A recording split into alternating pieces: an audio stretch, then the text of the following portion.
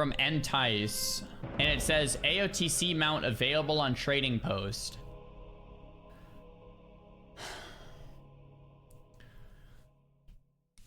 As first reported by Wowhead, it looks as if the WoW team will be adding a former AOTC mount to the trading post.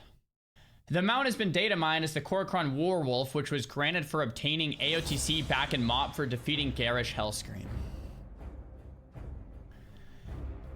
This will mark the first previously unobtainable AOTC mount to make its way into the trading post.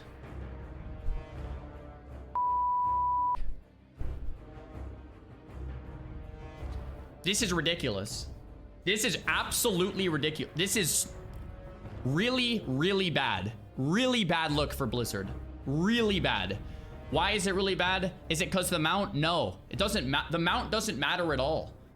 What matters is the philosophy of trading short-term satisfaction for a long-term outlook for the future and the health of World of Warcraft as a game.